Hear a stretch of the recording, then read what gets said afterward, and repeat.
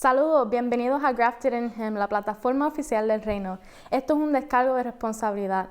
Aceptamos todos sus comentarios, pero si no está de acuerdo con alguna expresión en esta programación, está en todo su derecho.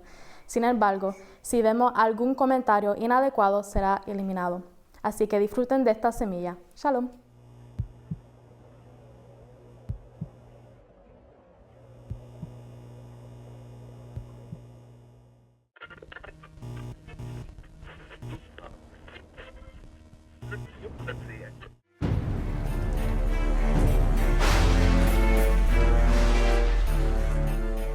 Bienvenidos a Crafted in Him una vez más a este programa Código de Vida. Mi nombre es Ezequiel, así me llamo Dios, y estamos en el capítulo 38, versículo 13. Y aunque lo hemos titulado La vida de José, pero en el capítulo 38 hay un paréntesis donde se relata unos sucesos de la vida de Judá que son muy importantes para el futuro.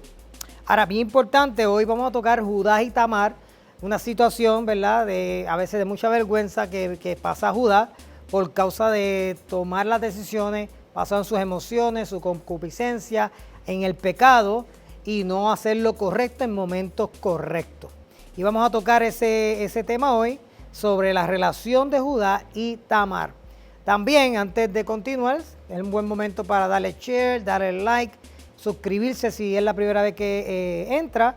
Y también queremos hacerle la invitación aquí a nuestro centro donde venimos a aprender y alabar y adorar a nuestro Rey Eterno, aquí en la 2104 Lehman Street, Lebanon, PA, 17046. Venga y disfrute con nosotros y aprendamos juntos sobre la palabra del Señor. Amén.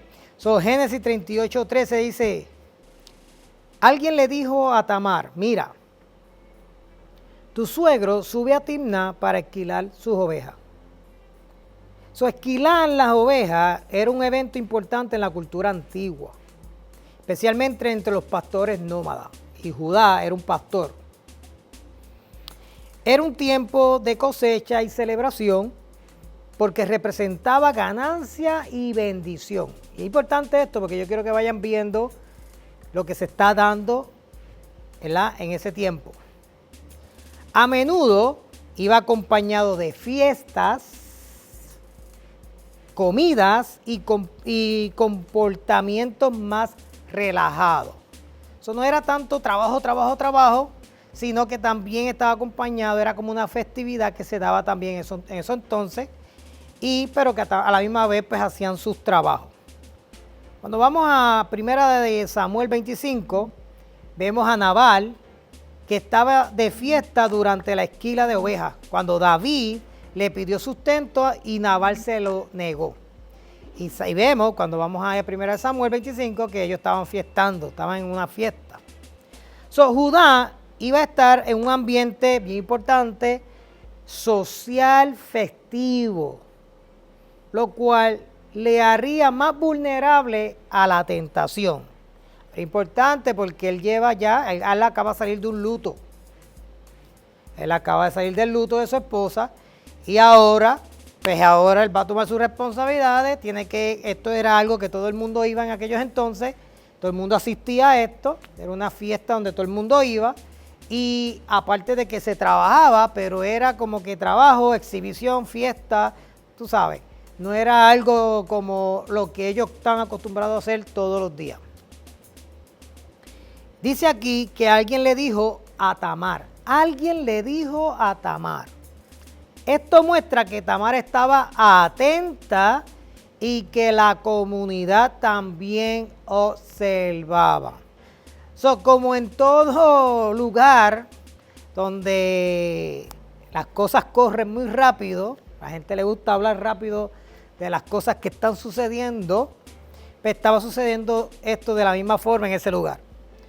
Tamar lleva todo este tiempo, importante, esperando. Ella está esperando y escuchó, ¿y qué hace? Tomó decisiones en base a información concreta, pero no actuó impulsivamente. Es importante. Este fue el momento estratégico que que permitió a Tamar ejecutar su plan para reclamar justicia. Bien importante. Es importante, tenemos que entender los tiempos. Tamar, conociendo la cultura, sabía que Judá iría sin sus hijos ni familia, solo con libertad de moverse sin dar cuenta. Importante. Tamar, aún en su dolor y vulnerabilidad, actuó con astucia y valentía dentro del marco cultural de su tiempo. Y usted dirá, pero eso no suena como que bien. Hay algo raro ahí, claro, porque tenemos que entender a Tamar desde el tiempo, ¿verdad?, cultural donde ella vivía. Pero dice Génesis 38:14 y poco a poco vamos a ir aclarando. Dice, Tamar ya sabía que Selá había crecido. Acuérdense que Judá le prometió a Selá, el hijo de Judá, el pequeño. Él le dijo a ella, cuando él crezca yo te lo voy a dar, pero todavía Judá no ha hecho nada. Tamar ya sabía que Selá había crecido, pero aún no se había arreglado nada para que ella se casara con él. Así que se quitó la ropa de viuda y se cubrió con un velo para disfrazarse. Luego se sentó junto al camino a la entrada de la aldea de Enaim, la cual está rumbo a Timná. Importante, porque en esta cultura, si el esposo moría sin dejar hijos, como hemos hablado en el pasado, el cuñado debía casarse con la viuda. Y eso fue lo que no hizo el hermano de Er. Y le llamamos y hablamos sobre eso, que era la ley del levirato. Porque se supone que le diera descendencia al hermano muerto. Ahora, Judá había prometido a Tamar que cuando su hijo menor Sera creciera, ella se casaría con él. Pero, ¿sabe qué? No lo había hecho. Ya Sera estaba grande y ese nene, él no había hecho los ajustes. Pero cuando llegó en ese momento, Judá no cumplió su palabra, dejando a Tamar abandonada. Esto muestra la injusticia que Tamar vivía. Estaba esperando en fidelidad, pero Judá la había olvidado o decidido no cumplir. Acuérdense que hablamos que Judá tenía miedo de casar a Sela con Tamar porque pensaba que la culpable de la muerte de sus hijos era Tamar. ¿Acuerdan de eso? Eso es importante y hablamos que realmente no era Tamar, fueron sus propios hijos que eran perversos y que atentaron contra el plan eterno de Dios. ¿Ok?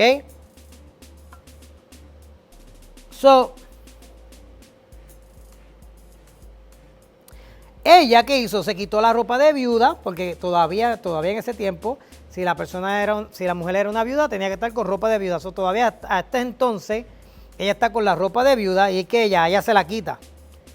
¿Qué hizo Tamar? Bueno, ella cambió de estrategia. Se quitó la ropa de luto y de espera y actúa por su derecho. Es interesante porque el marido, en el caso de Judá, pudo haber sido de 30 a 70 días, no sabemos, pero él esperó el tiempo de luto y él siguió su vida normal. En el caso de las mujeres, no era igual.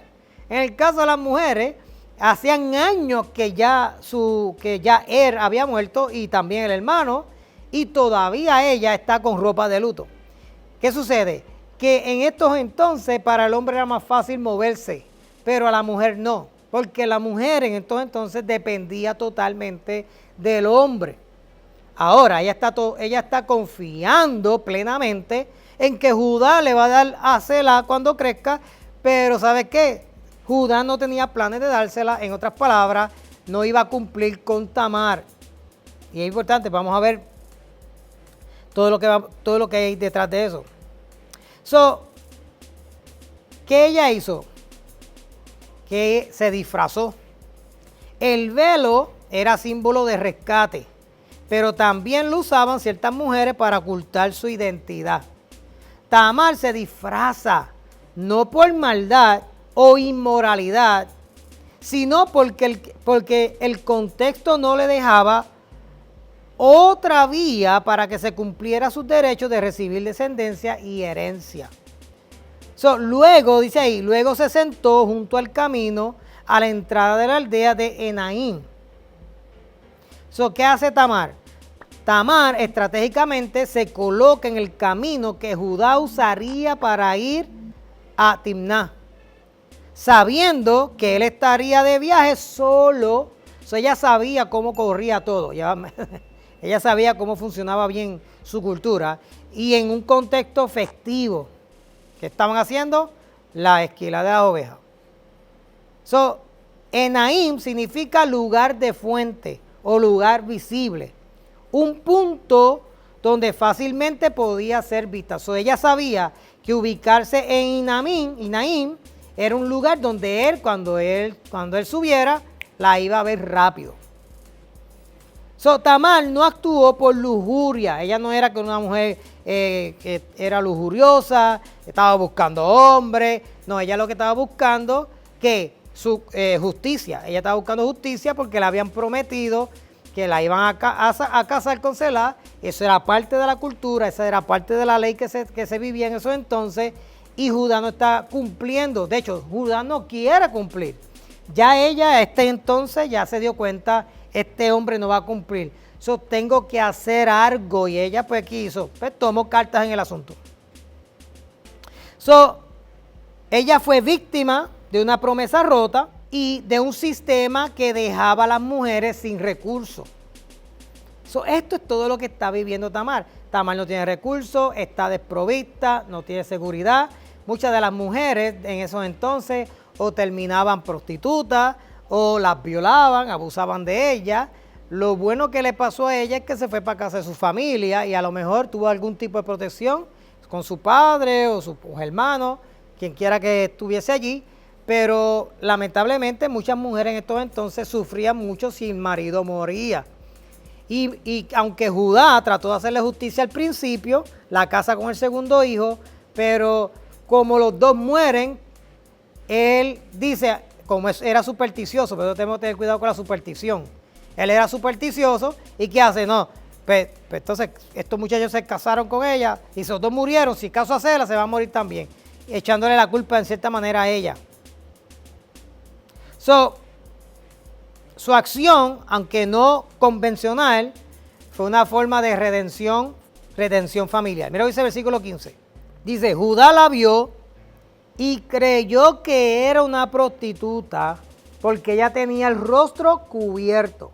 Judá la vio y creyó que era una prostituta.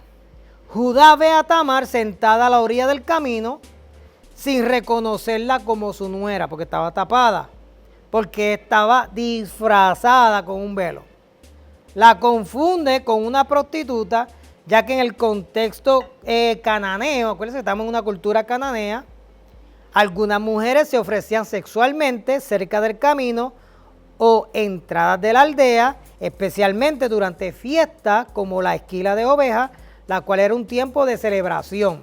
Muchas de estas mujeres eran mujeres que ya habían sido desahuciadas por su propia familia o maridos habían muerto y muchas de ellas tendían a caer en prostitución porque era la única forma de sostenerse.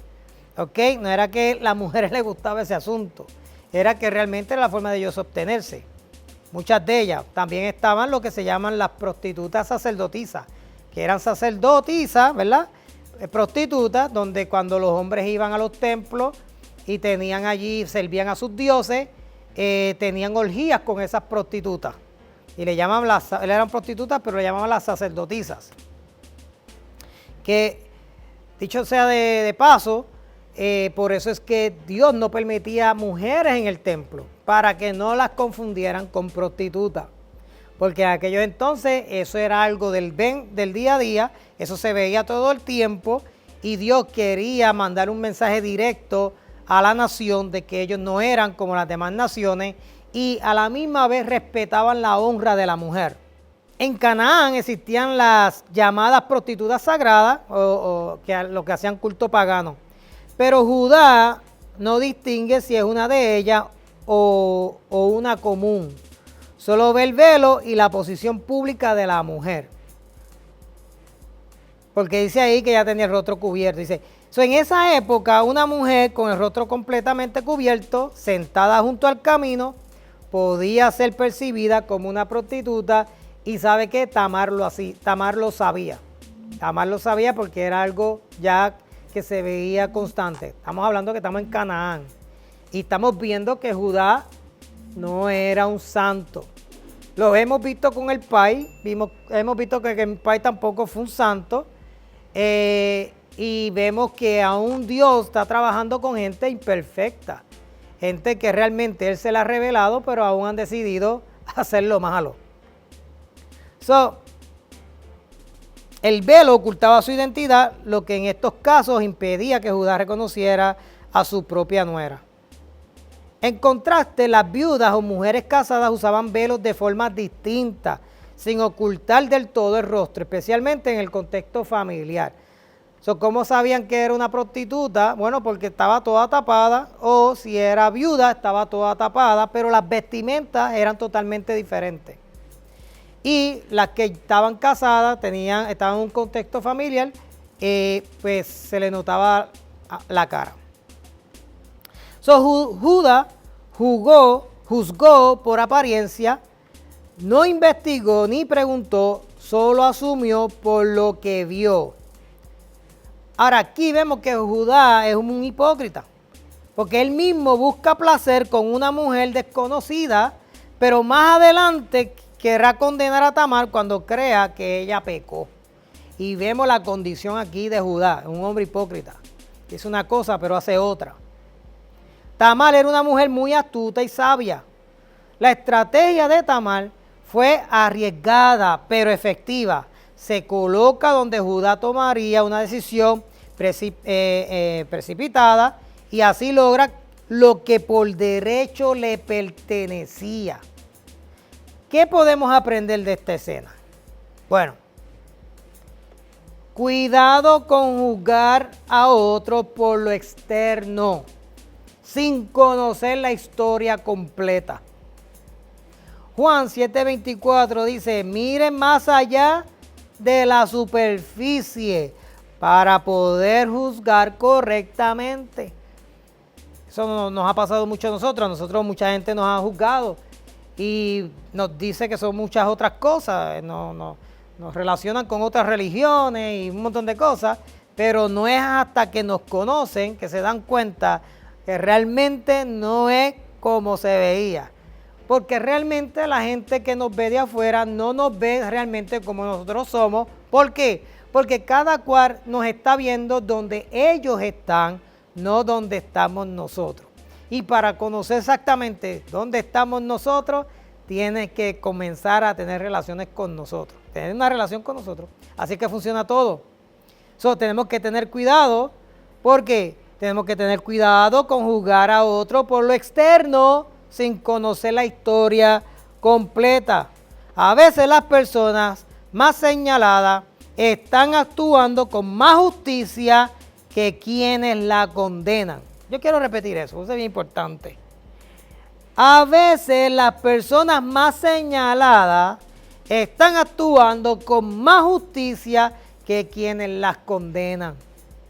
El Rey del Universo puede usar lo que parece deshonroso para cumplir su plan redentor. Y aquí, cuando la gente ve esta escena, con Tamar parece que ella está haciendo algo deshonroso. Pero cuando conocemos la cultura y cómo funcionaba esto en estos entonces, nos damos cuenta que realmente ella estaba haciendo algo justo. Pero dice Génesis 38:16. Entonces se detuvo y le hizo una propuesta indecente.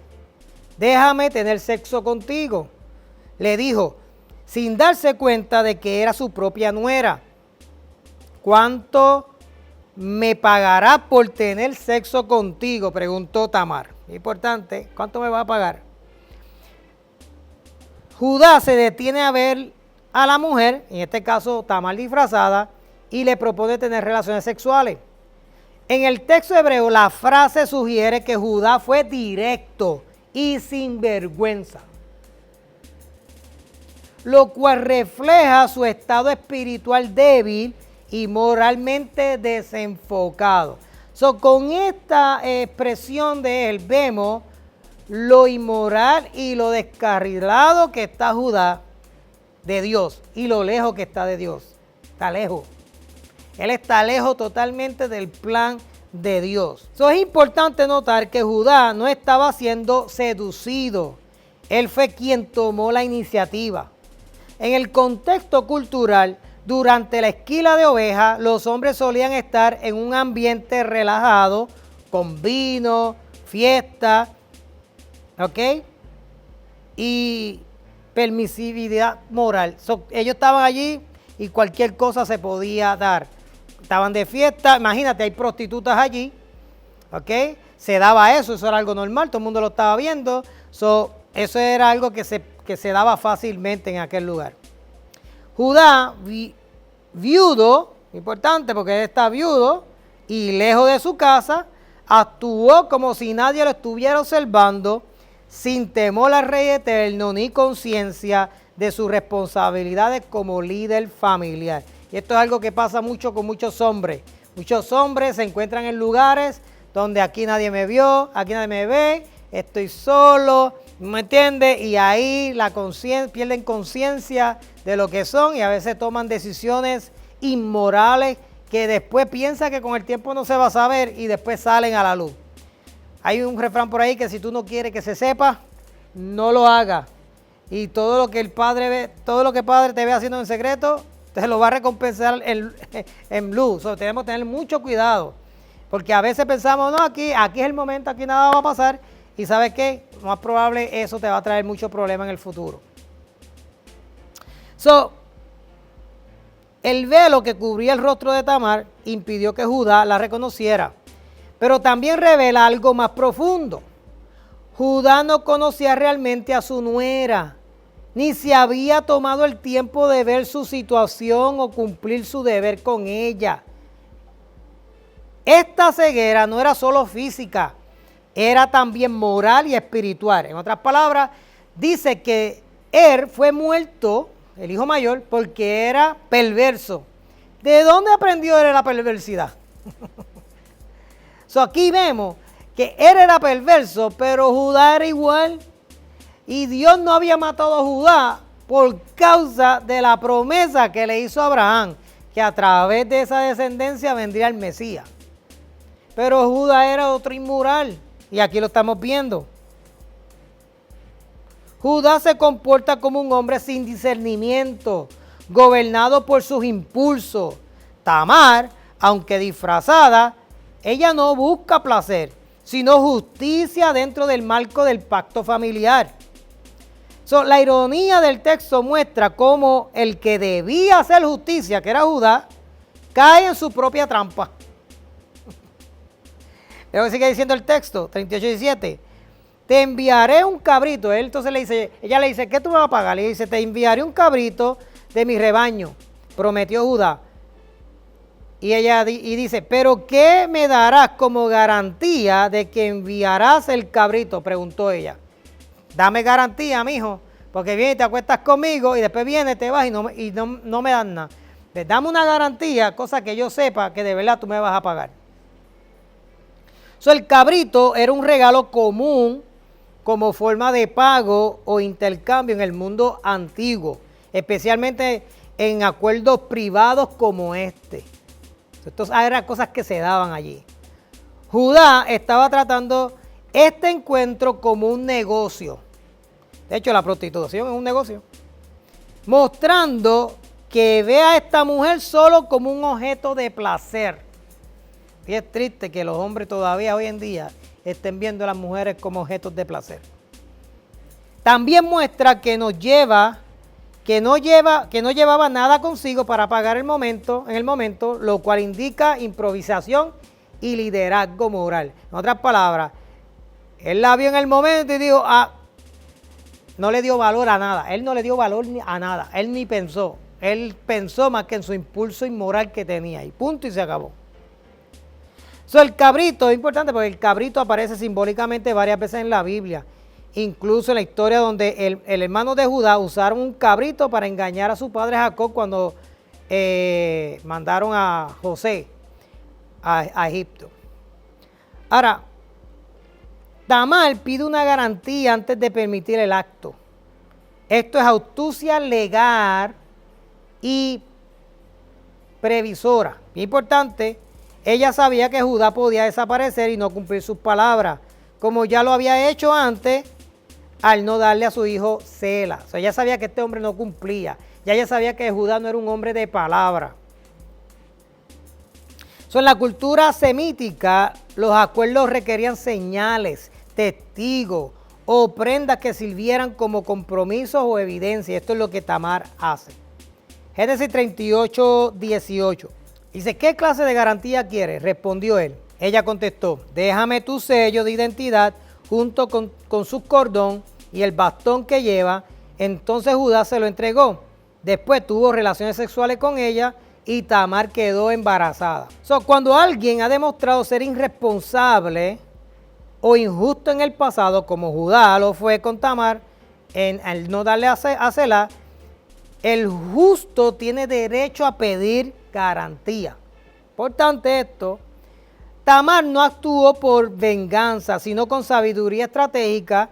Ella pidió el sello, ella pidió la identidad. El cordón, eso simbolizaba autoridad. El bastón simbolizaba dominio. Es importante porque el justo no se mueve por impulso, sino por principio. Tamar no buscó venganza, sino justicia conforme al pacto familiar, la ley de liberato. Ahora, es importante porque Judá vendió su identidad, vendió su autoridad y vendió su dominio. Ese era un hombre totalmente caído. Versículo 19. Luego ella regresó a su casa, se quitó el velo y se puso la ropa de viuda como de costumbre. La historia de Tamar y Judá nos confronta con una verdad profunda. El Rey del Universo no necesita escenarios perfectos para cumplir su justicia. Solo corazones dispuestos a actuar con verdad, sabiduría y fe. Tamar fue una mujer olvidada, marginada, víctima de promesas rotas. Sin embargo, no se dejó consumir por la amargura ni se paralizó en la espera. En medio de su dolor, eligió moverse con estrategia, no con venganza. Ella observó, escuchó, planeó y actuó. No por capricho, sino por las injusticias disfrazadas del olvido, la empujó a reclamar lo que le correspondía por pacto. Mientras Judá juzgaba a Tamar por la apariencia, Dios estaba escribiendo una historia de justicia redentora. Y lo más asombroso de esta unión escandalosa ¿de qué vino de todo esto? Fares, uno de los antepasados del Mesías, y lo podemos ver en Mateo 1:3. Romanos 8:28 dice, y sabemos que a los que aman a Dios, todas las cosas les ayudan a bien. No juzgues sin conocer el proceso de otro. A veces el disfraz oculta fe y la apariencia tapa un acto de justicia. Cuando otros fallan en cumplir, puedes actuar con principios y no con rencor. Tamar no se estaba vengando, ella estaba buscando justicia. Dios puede usar escenarios rotos para establecer su plan eterno, y eso es lo que hizo.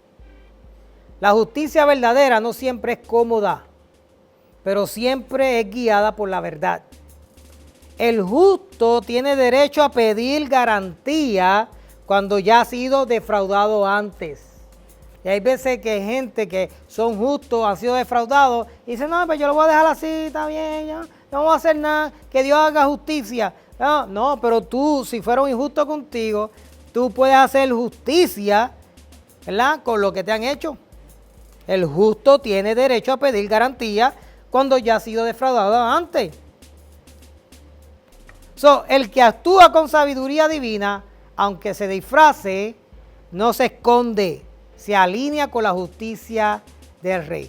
Y yo quiero que usted ore conmigo. Amado Rey del universo, gracias porque en medio del dolor tú ves. En medio del olvido tú recuerdas. Y cuando la injusticia parecen triunfar, tú preparas caminos de redención. Hoy te pedimos discernimiento como el de Tamar, para no reaccionar con amargura, sino actuar con sabiduría santa y firmeza. Guárdanos de juzgar por apariencia y ayúdanos a ver como tú ves, con justicia, verdad y compasión. Danos el valor para levantar la voz cuando hemos sido defraudados y la humildad para reconocer cuando hemos fallado como Judas. Que cada cabrito del pasado, cada promesa rota y cada acto oscuro pueda ser redimido por tu luz eterna. Gracias, porque en tu reino la justicia no llega tarde y tu plan se cumple, incluso cuando los hombres fallan. Te damos gracias en el nombre de nuestro Rey justo, Yeshua HaMashiach. Amén. Bueno, gracias por estar con nosotros en este tiempo y queremos nuevamente invitarlos al centro, aquí al 2104 Lehman Street, Lebanon, PA, 17046, y venga y comparte con nosotros, conociendo y entendiendo al Rey del universo. Amén. Hasta la próxima. Shalom.